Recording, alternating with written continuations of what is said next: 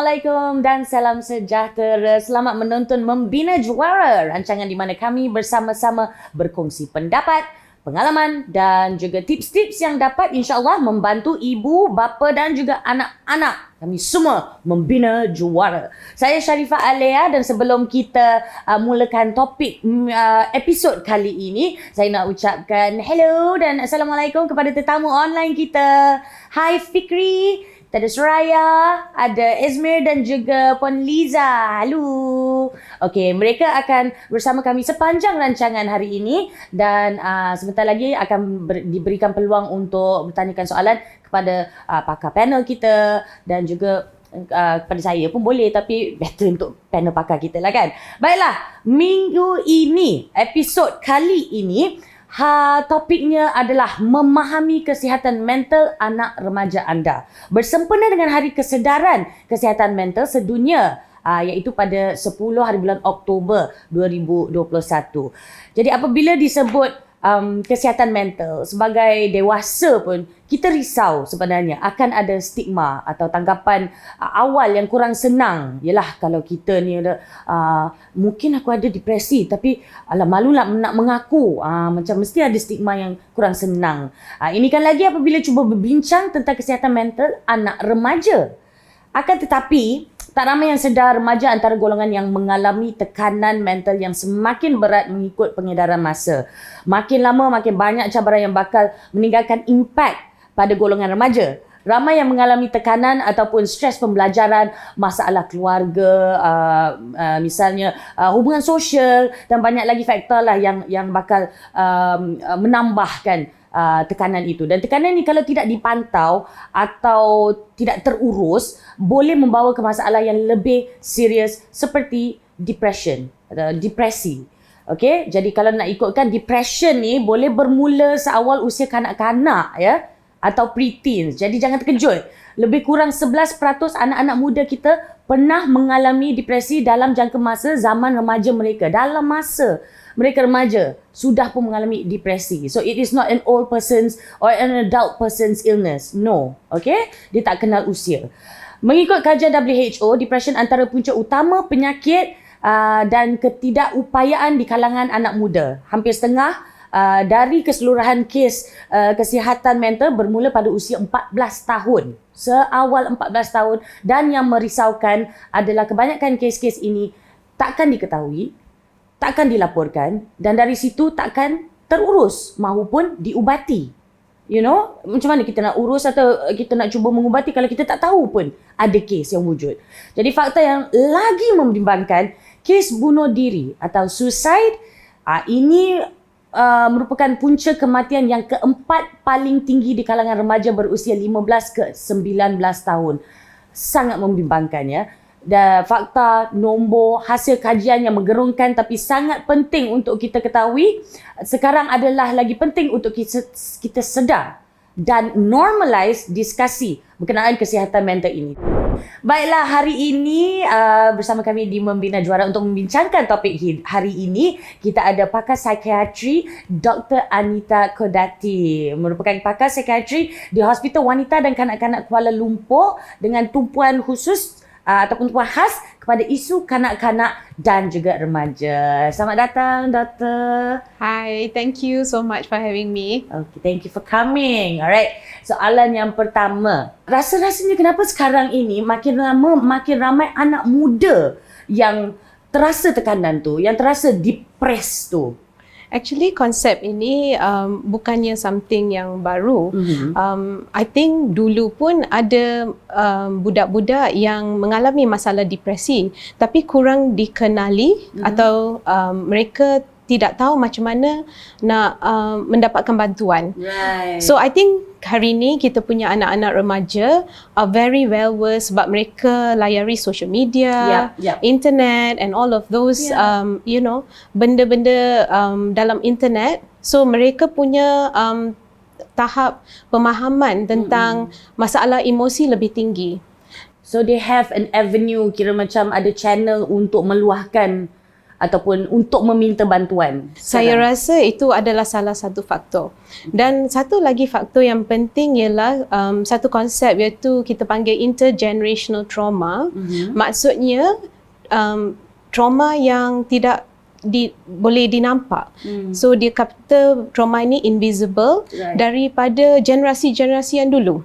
So maksudnya parents, grandparents kita, moyang kita lah yang mengalami tekanan emosi tetapi tidak dikenal pasti dan tidak terurus, gets passed down genetically kepada anak-anak kita. Jadi masalah kesihatan mental ada juga genetik dia. Yes. Berketurunan jugalah. Ya, berketurunan juga, betul. Kalau macam tu bolehlah saya dapat faham sikit lah, tapi mungkin doktor boleh terangkan, ada setengah orang yang cakap yang muda-muda ni apa benda yang korang nak sedih sangat, apa benda yang korang nak kemurungan lah, depression lah, belum zaman I dulu ada perang, ada ini, ada itu, ada macam-macam cabaran. Zaman korang ni apalah sangat.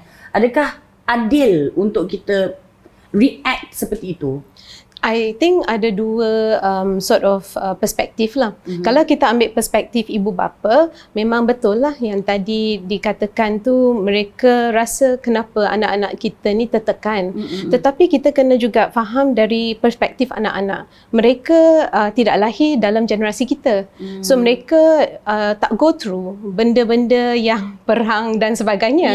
So mereka punya tekanan sangat lain dan mereka ada sangat macam expose to benda-benda yang kita tak pernah expose to.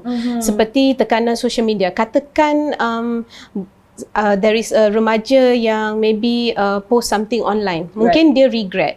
Tapi benda tu sekejap je semua orang tahu. So benda macam ni menyebabkan tekanan stres mereka lebih tinggi. Zaman kita tak cepat sangat lah. Radio lambat juga. Betul. Nak Twitter apa, nak Instagram apa. Exactly. Selfie, So, konsep dia actually generasi sekarang ialah generasi yang sangat berbeza. I think masa saya kecil, saya tak pernah dengar pasal handphone. Tapi bila saya dah saya dah 20 plus, handphone ni start to become very popular or common kan. So generasi kita memang sangat lain, dia punya tekanan lain.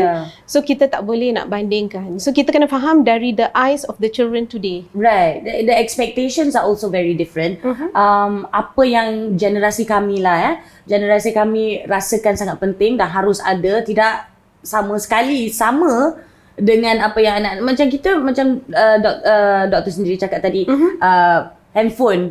Kita ni jenis macam kalau ada tak apalah, kalau tak ada kan, yang penting laptop kena ada untuk kerja, contohnya. Diorang kalau handphone tak ada, kerja tak jalan, kawan tak jumpa, tak ada kontak apa-apa. Lagilah kalau rumah tak ada wifi.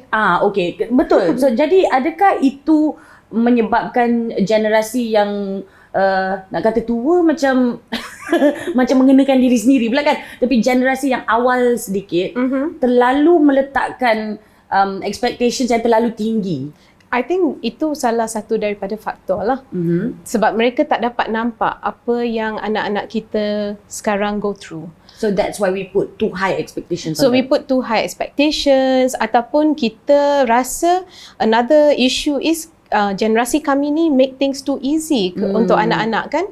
Kita dah sediakan segala yang perlu. Nak pergi sekolah mereka tak payah fikir macam dulu orang kena jalan kaki lah, kena go through hujan lah and whatever. Nak berkawan pun nak kena tunggu kat payphone. Betul. Tapi sekarang things are quite easy. So bila benda sudah jadi quite easy, level stress mereka atau benda yang nak menyebabkan mereka stres tu pun mereka sangat sensitif.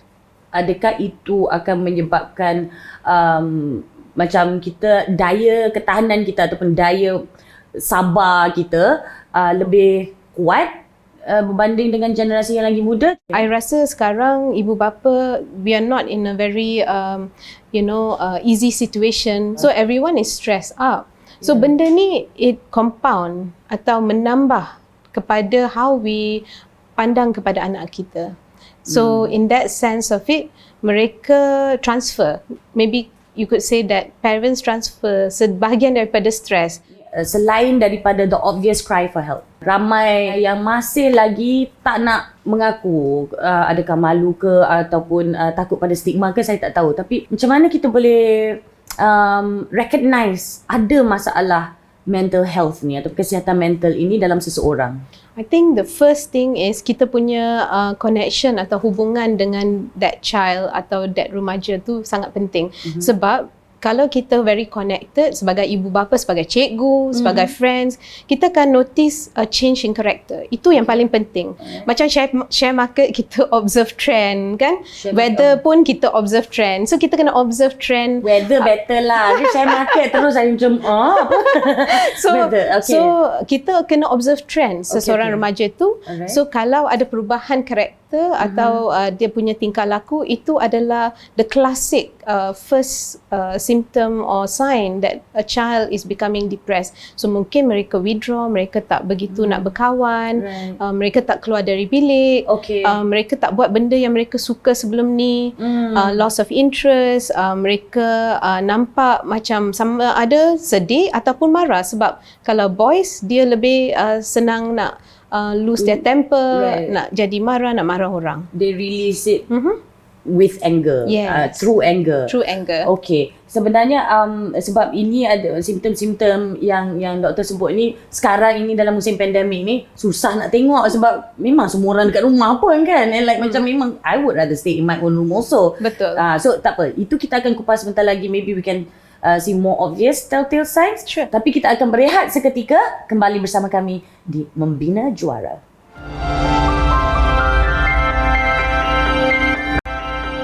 Selamat kembali menonton Membina Juara bersama saya Sharifah Alea dan Dr. Anita. Hari ini kita membincangkan kesedaran kesihatan mental, khususnya dalam golongan remaja kita sekarang ni. Okay, jadi tadi sebelum kita berehat, saya ada tanya the telltale signs lah, macam mana kita nak tengok sama ada anak remaja kita sedang mengalami ataupun cenderung ke arah mengalami masalah kesihatan mental.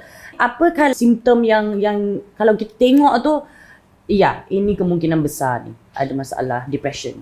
So biasanya untuk remaja, mereka boleh ada perubahan dalam cara pemakanan. So sometimes mereka tak begitu rasa selera nak makan.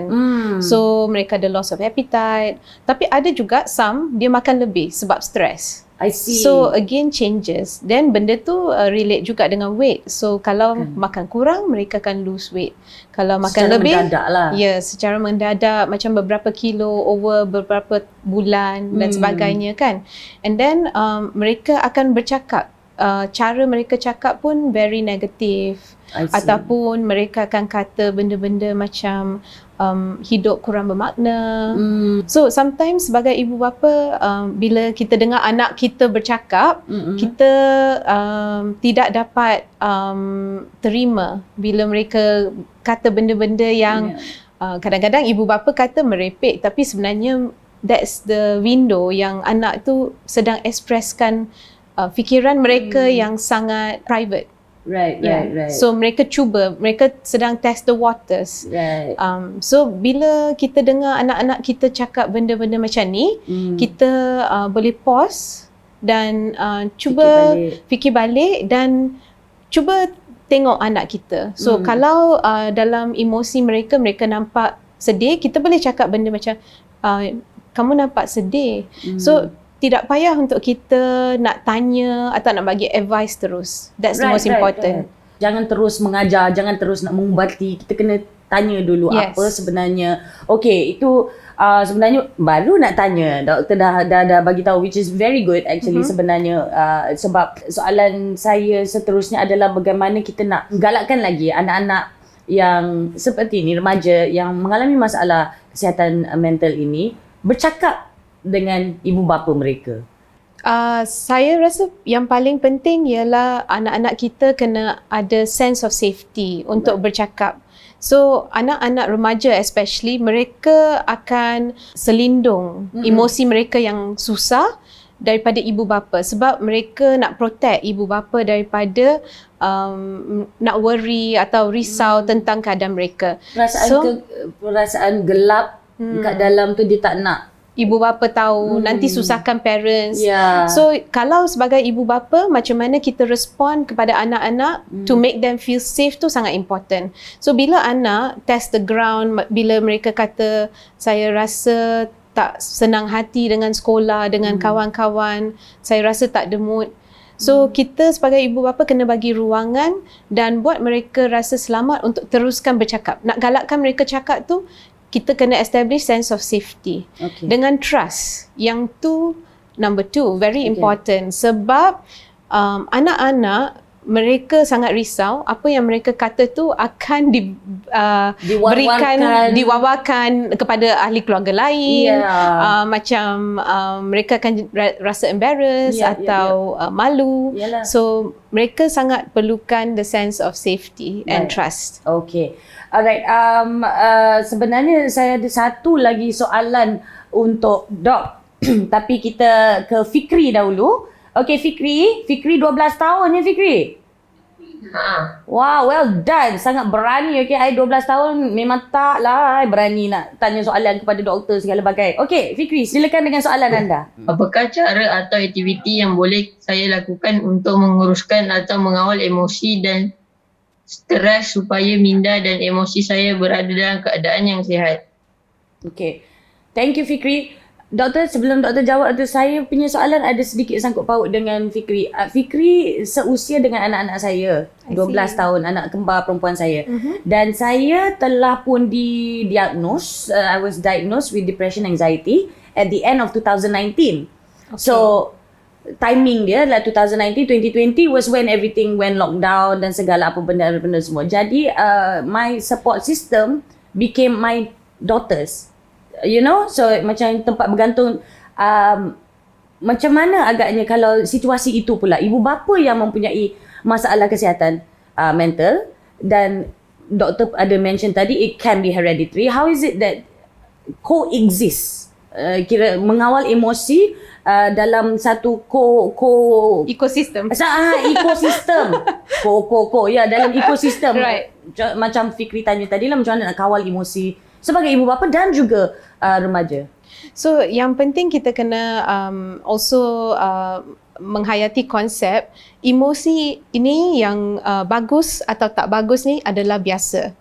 Tapi bila kita simpan emosi, itu yang akan jadi masalah. So bila emosi bertimbun dan tidak dapat diekspreskan dalam keadaan yang sihat, so dia jadi macam periuk tekanan, pressure cooker. So cara-cara macam Fikri tanya tu, sebagai remaja atau seseorang anak muda kan, one of the things is kita kena jaga kesihatan mental kita. Kita kena ada masa tertentu dalam satu hari untuk buat macam contohnya pernafasan relaksasi, ataupun kita panggil muscle stretching. Benda-benda ini untuk melegakan kita punya fizikal, sebab itu akan menolong emosi kita. Kita boleh cuba bersenam di dalam rumah, and kita perlu jaga pemakanan kita yang sihat. Kalau boleh lebihkan sayur, lebihkan buah, all those things boleh menolong kita. Dan yang penting ialah reach out dengan kawan-kawan, kalau boleh dengan ibu bapa sendiri. Ruangkan sedikit masa untuk kita bergembira. So saya tahu benda ni sangat challenging. So apa yang kita boleh buat ialah kita boleh keluarkan gambar-gambar lama yang mungkin kita ada satu masa yang kita sangat gembira bersama keluarga, dalam satu trip yang kita pernah ambil dulu, dan cuba bercakap tentang benda yang menggembirakan. Sebab kita boleh keluarkan emosi yang positif bila kita buat apa yang kita panggil reminiscent. Kita fikirkan yang lama, yang mengimbas kenangan yang betul, membahagiakan bersama-sama dengan keluarga. Betul. Akan membantulah. So membantu ibu bapa dan anak-anak, sebab mesti waktu tu dua-dua pun sangat bergembira dan sangat positif. And yang penting untuk ibu bapa pun sama, kita perlu jaga kesihatan badan dan physical.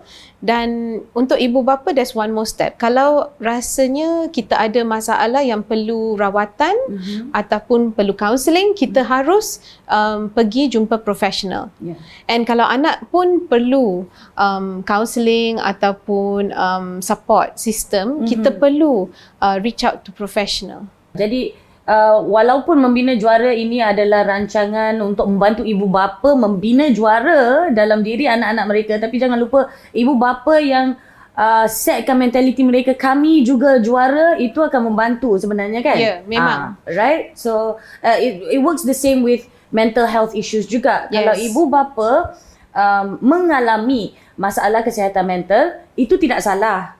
Betul, itu tidak salah. It's not wrong. Tapi jalan yang terbaik, yang paling selamat untuk diri kita sendiri dan juga anak-anak kita, insya-Allah, adalah untuk kami mengaku dan embrace. Exactly. Yeah. Kita harus accept diri kita. Sebab kalau kita menindakkan masalah kesihatan mental kita, kita nak anak-anak kita pula beritahu kita. Susah untuk mereka trust. Betul. Dan mereka rasa selamat. Kalau mereka nampak teladan ibu bapa sendiri yang ada masalah kesihatan mental dan mereka ambil langkah-langkah yang mature untuk membantu diri sendiri, then anak-anak akan follow. Ya, sebab ialah kalau kita tak berterus terang, kalau kita tak mengaku, tak embrace, seolah-olah menipu diri sendiri. Betul. How to have trust when you can't even trust yourself. Yes. Betul. Okay, alright. Thank you Dr. Che. Macam I'm star student today. Baiklah, kita akan, saya haraplah jawapan doktor tadi dapat sedikit sebanyak membantu Fikri dan juga sesiapa yang mendengar, baik pun ibu bapa ataupun anak-anak remaja. Kita akan berehat seketika. Ada banyak lagi soalan untuk Dr. Anita. Sebentar saja lagi kembali bersama Membina Juara.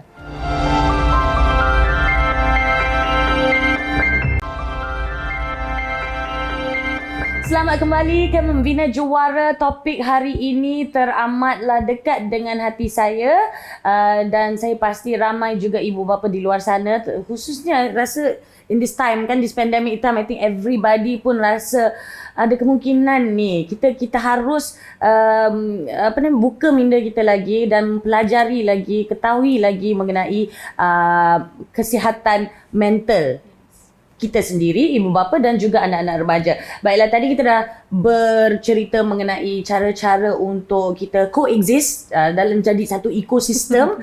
Anak, siapa-siapa sekalipun lah, sama ada anak ataupun ibu bapa yang mengalami masalah kesihatan mental. So, sekarang ini kita ada pasangan ibu dan anak juga yang ingin bertanyakan soalan. Kita mulakan dengan Puan Liza, ibunya.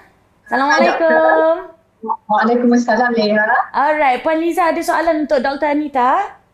Ya, sudah semestinya. Alright, silakan. Okay. Hi, Dr. Anita. Hello. Such a good topic kan during pandemic ni, sebab mental illness memang it happen rasanya in every family. Yeah. Yes. Jadi, saya sebagai wakil ibu bapa lah ingin dapatkan Dr. Anita punya expertise. Apakah perkara yang ibu bapa ni jangan buat, like top 3 parents jangan lakukan bila anak kita mengalami masalah depresi, so that kita orang tahu benda ni like very main, jangan buat, you know. That is a very good question. Yes. Okay. Yes, that's a very good question. Thank you, Puan Liza. Really. Okay. Thank you, Puan Liza. That's a very good question. Sebab selalu kita tengok kan, like things you don't say to somebody with depression, you know, like alah sakit sikit je kan, you know, you're not sad, cheer up. It's like that doesn't help. Of course. Yeah. So, sebab the same thing, remaja yang mengalami depression, sometimes I think one of the top 3 would be ibu bapa selalu suka samakan dengan generasi mereka. Like dulu saya mengalami macam tekanan sekolah, saya tak rasa depressed pun. So kita selalu suka kaitkan dengan kita punya own experience. Right. So I think that is one of the things then yang saya boleh advise jangan buat, sebab that will shut down communication. Right. Sebab it tells the remaja that you don't understand me, you don't want to understand me, you're talking about you. Yeah. And usually semua remaja yang mengalami depression will tell us, ibu bapa saya tak faham dan mungkin tak ada rasa care for me. Tak nak pun kan. Tak cukup perasaan kisah dia. Correct. Nak ambil tahu Yes. apa yang Tapi saya sebenarnya I feel ibu Yeah. bapa trying to bagi semangat. So Yeah. it's taken in a wrong way. Now the second one I would say is jangan kata kepada mereka kamu ni tak sedih atau tak depressed tetapi malas sahaja. rasa. Oh. So kita selalu jadi judgemental sebagai ibu bapa. Kadang-kadang sebenarnya itu adalah cara kita fikir nak bagi mereka semangat juga. Tapi benda ni boleh Orang backfire. kata tough love. Yes. People say call it tough love. You're not depressed, you're lazy or you're just tired. Kan or selalu you're just, ada some parents yang akan use certain words yang akan hurt the child. Yeah. And automatically remaja dia macam bunga yang akan tutup. So dia takkan macam nak bagi ruangan selepas itu sebab dia tak ada trust. Right. Okay. Yang ketiga ialah jangan ambil isu depression di kalangan anak-anak remeh. Okay. When a child or a teenager tells you that I don't feel good, I'm depressed, saya ada masalah keresahan, I'm anxious, anything. Yeah. Cuba tanya pendapat mereka. What would you like to do? Okay. Jangan kita yang kata, okay, jom kita buat ni, tu. Because that may not be what they want. Okay, adakah kalau misal kata anak saya datang, okay mami, I feel depressed lah mami. Boleh ke kalau saya tanya balik, what makes you say that? What are you feeling? Yang itu no problem because Okay. you are just trying to make a connection. Right. You're trying to understand what they are experiencing. Okay. So, anak-anak akan appreciate. Okay. So, one of the ways saya selalu advise parents ialah macam ni, kita cuba try to be in their shoes. Kalau kita kononnya rasa depressed, walaupun kita tak tahu apa perasaan tu, kan anak yang mengalami, kalau kita depressed, how would you want someone to talk to you atau tanya? I think that can guide you. Okay. And can I add one more? Of course. Kita yang untung. Sometimes kita sebagai ibu bapa kita cuba nak didik anak-anak kan. Yeah. So kita maybe manage kita punya stress dengan depression dengan cara-cara macam exercise atau sembahyang. So kadang-kadang kita advise benda yang sama. Mungkin untuk depression yang mild eloklah nasihat itu. Tapi untuk depression yang sangat severe, benda ni pun akan menyebabkan anak rasa macam terputus asa. Yeah. Because they're coming to you for help tapi kita punya advice tu tak membantu. Right, okay. Itu saya rasa saya boleh add on sedikit lah mungkin sebab saya sendiri mengalami depression dan ayat-ayat yang saya akan menjadikan saya lagi putus semangat dan lagi hancur hati saya adalah apabila orang di sekeliling saya cakap itu bukan depression, itu kurang iman. Kamu tu tak kuat sangat iman kamu. Baca lagi Quran, solat lagi. Yang macam saya solat, saya baca Quran, insya-Allah saya beriman. Cuma ini sebuah penyakit. Betul. Dan bila kita mengatakan tolong sembahyang lebih atau baca lebih, orang yang mengalami depression tu akan merasakan saya ni tak cukup iman ke? So dia akan start salahkan Tuhan diri. tak sayang saya ke? Betul. So dia akan membuatkan depression dia lebih teruk. So yang itu yang kita tak nak. We are all for encouraging tapi kita kena tengok situasi apakah seseorang anak atau remaja tu dalam keadaan apa. Encouraging is fine. Kita nak menggalakkan bagus tapi dalam masa menggalakkan tu jangan kita kamu ni tak cukup itu. Betul. Jangan ada negative aspect. Correct. Okay, thank you doktor. Alright, soalan yang kedua datangnya dari anaknya Puan Liza tadi, Ezmir yang handsome. Okay, saya nak bertanya apakah faktor-faktor yang rasa kritikal yang menyumbang kepada tekanan perasaan dalam kalangan remaja, especially in this current situation right now? Thank you so much for that question. Tapi saya curious, do you have any experience of faktor-faktor yang menyebabkan kamu rasa tertekan waktu pandemik ni? So far tak semestinya. I think Okay. rasa tertekan sikit lah. Maybe What it's on usually workload. contributes to your stress within this pandemic for yourself?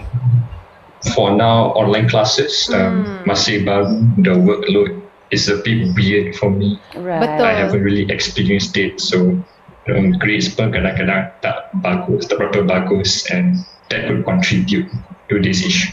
Okay, faham. Alright. Yeah, that would contribute a lot sebenarnya. Actually, and Yeah. sebenarnya I'm glad you brought that up sebab you are validating a lot of remaja yang tuning in hari ini, because 2 tahun ini cara persekolahan pun sangat berbeza daripada apa yang kita sudah biasa for berzaman actually. Yeah. Kita selalu pergi ke sekolah yang fizikal. Yeah. So online classes, nak submit homework online, ibu bapa pun sangat-sangat stres sebab mereka tak cukup device. Betul. Dan kita dekat bandar mungkin kurang isu internet wifi, tapi I think there was a newspaper article satu remaja yang ambil exam Atas pokok. Yes, just to get good wifi. Yeah. So Yeah. challenge itu sangat-sangat besar. Yeah. Dan the difficult thing about it, kita tak boleh predict. But what we know sebagai pakar psychiatry is this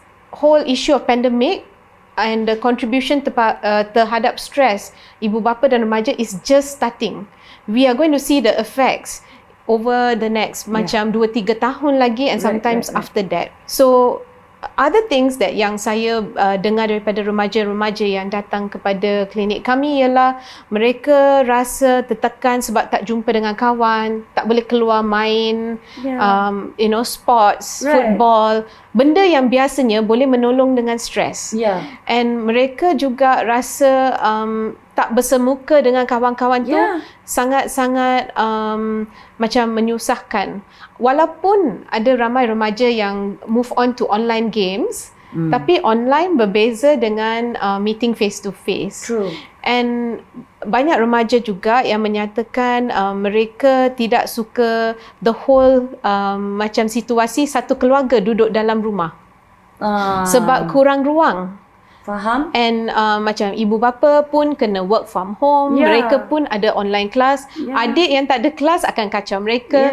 So you can imagine the level of stress. Ya, betul. I mean like kita sebagai ibu bapa pun yang bekerja khususnya kan, ada satu perasaan yang macam perasaan bebas bila kita dapat keluar bekerja. Betul. Kan, like something productive that I did today for myself. Correct. Ini sebagai ibu bapa ya, ini kan lagi anak-anak remaja yang tiada ruang untuk make their own decisions. Exactly. Correct.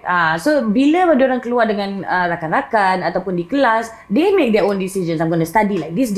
I'm going to play this sport. Correct. Kan, it's their own decision. So bila dekat rumah semua macam faham stres dia sekarang kan. Yes. Kira ibu bapa punya stres kurang sikit lah daripada remaja sekarang ni.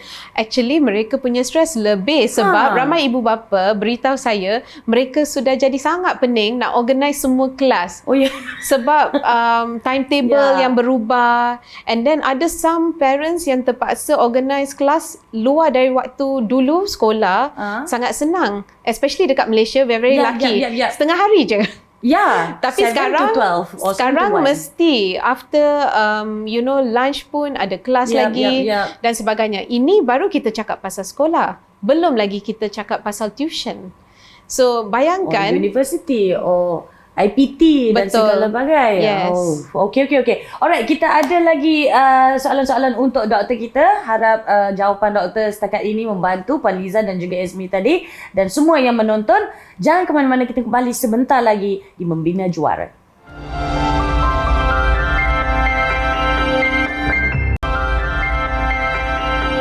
Assalamualaikum dan selamat kembali ke Membina Juara bersama saya Sharifah Alea dan juga panel pakar kita pada hari ini Dr. Anita. Terima kasih kerana terus bersama kami. Hari ini kita membincangkan cara-cara untuk kira macam mengetahui lebih lagi mengenai kesihatan mental, okey? Khususnya di kalangan anak remaja kita. Jadi sekarang ini saya rasa kita terus ke our tetamu online lah ya. Puan Suraya ada soalan untuk Dr. Anita, silakan. Ya, halo Dok. Hello, hi. Okay, soalan saya lari sikit daripada pandemik lah. Soalan saya berkaitan dengan tekanan dan emosi kepada anak sulung. Selalunya kan kita sebagai ibu bapa, kita selalu meletakkan harapan yang tinggi kepada anak sulung kita. So untuk mengelakkan dia anak sulung ni daripada mengalami depresi ataupun tekanan yang tinggi, macam mana kita sebagai ibu bapa nak kita ada harapan yang tinggi pada dia, tapi kita nak dia tahu yang kita tidak terlalu memberi tekanan yang tinggi kepada dia. Macam mana how to manage our expectation and their expectation Of themselves. Yeah. Okay. So it's like it's okay to fail, but at the same time still encouraging them to be the best.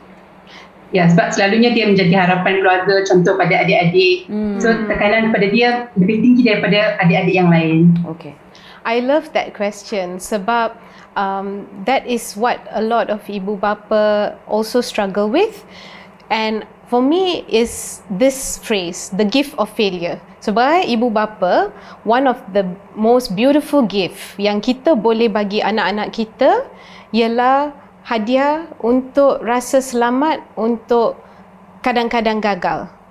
Sebab when you say expectation, so anak yang sulung especially, dia akan membesar dengan satu konsep, saya kena jadi perfect all the time. Sebab kalau saya nak jadi example untuk saya punya adik-adik kan, saya kena dapat skor yang tinggi, saya kena jaga saya punya cara kelakuan dan sebagainya. Masak paling sedap, bilik paling kemas. Correct. So sometimes perfection ni also datang dari ibu bapa, because ibu bapa pun chasing perfection kan. Kita live in a world that we want things to be picture perfect, Instagrammable kan. So what we want to do is keep it authentic dan real. So the gift of failure, how do you give that to your children, ialah kita sebagai ibu bapa pun kadang-kadang gagal kan. Mungkin dekat tempat kerja ataupun kita ada something, kita punya own personal feelings dalam kita punya hidup. Kita kena share dengan anak-anak kita.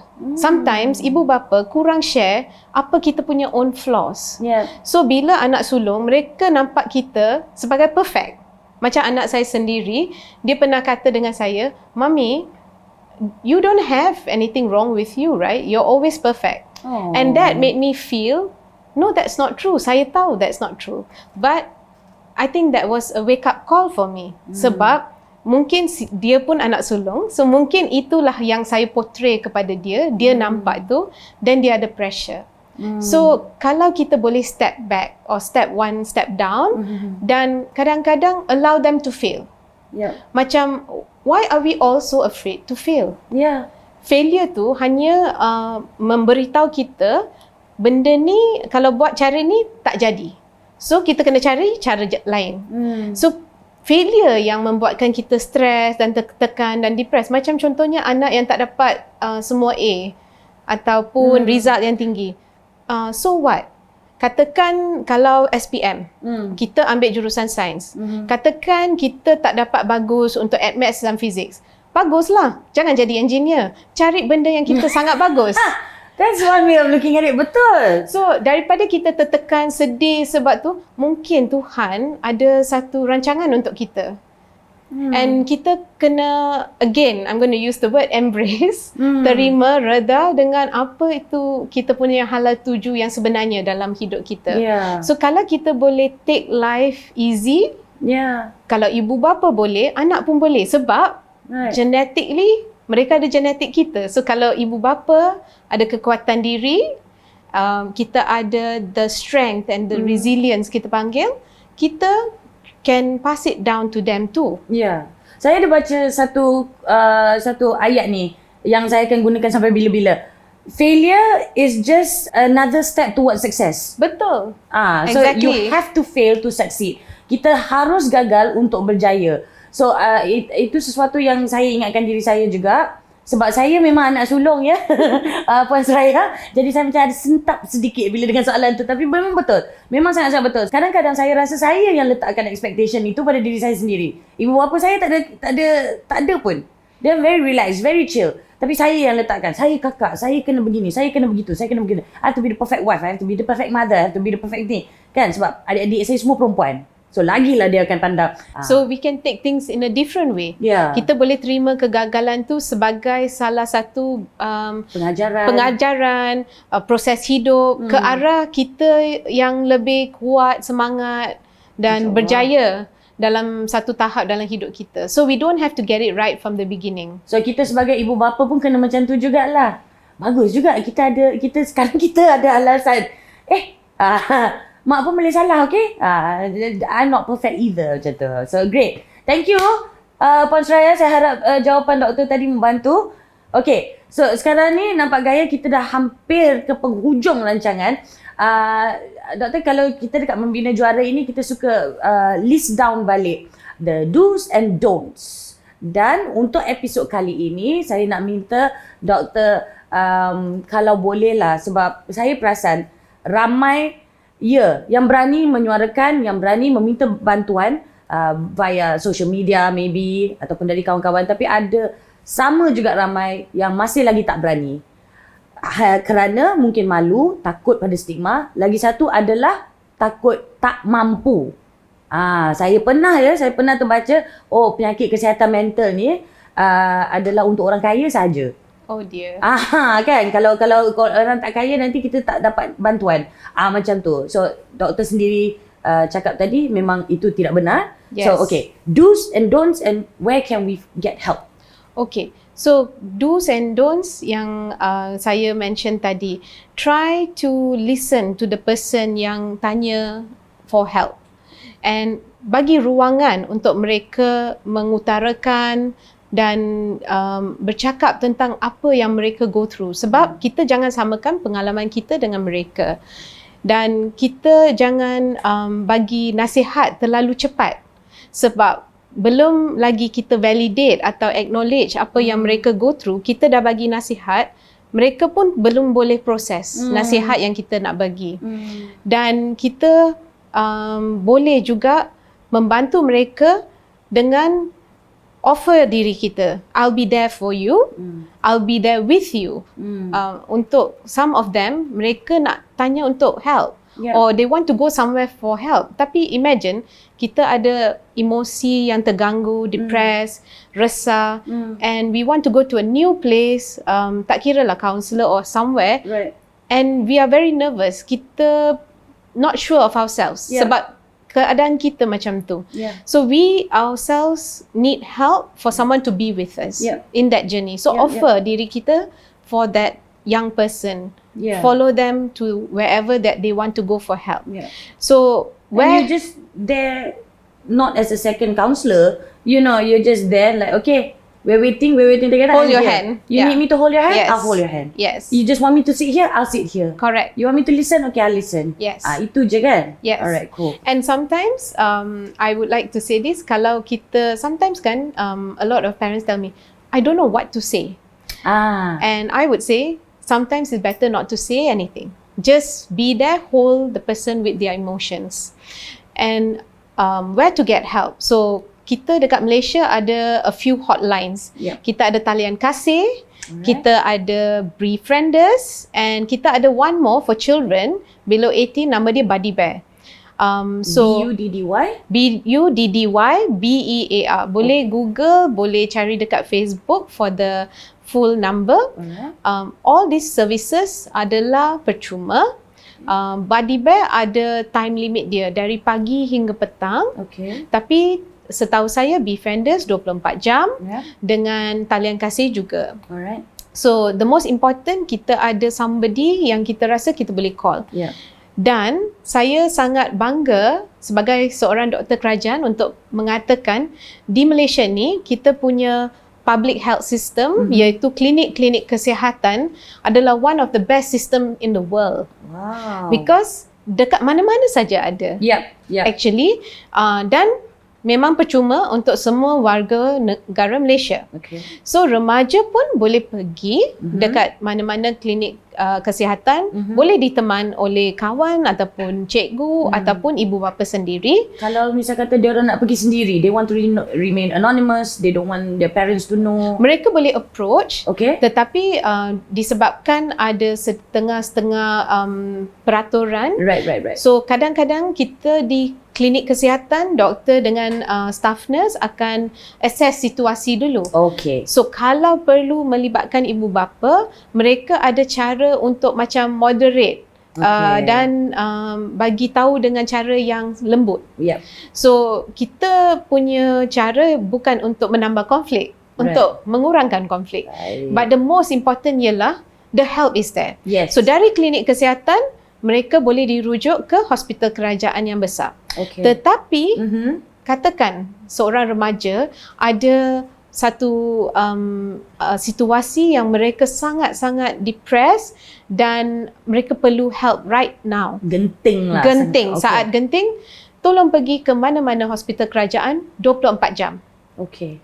Sebab semua hospital kerajaan kecemasan adalah 24 jam and there are doctors there yang boleh assess and treat, assist as necessary. Okay. Thank you very much, Doktor. Kita harap anda semua dapat informasi tersebut. Tapi kalau misalnya kata you still need more information, especially about this episode, jangan lupa untuk follow dan juga like laman media sosial kami semua. InsyaAllah kami akan kongsi sebanyak mana info yang kami dapat daripada doktor serta panel pakar kita yang lain juga di sana. Okay? Nampak gaya memang sekarang ni masa mencemburui kita. Kita dah habis masa dah pun. Terima kasih banyak-banyak Dr. Anita. You've been so helpful and I hope that information that we've shared today has been beneficial to all parents and anak-anak kita yang remaja ataupun preteens, dan harap-harap ini dapat membantu anda dalam proses ataupun cubaan kita dalam journey kita membina juara. Kita jumpa lagi di episod yang akan datang. Saya Sharifah Alea. Assalamualaikum warahmatullahi wabarakatuh. Bye. Bye.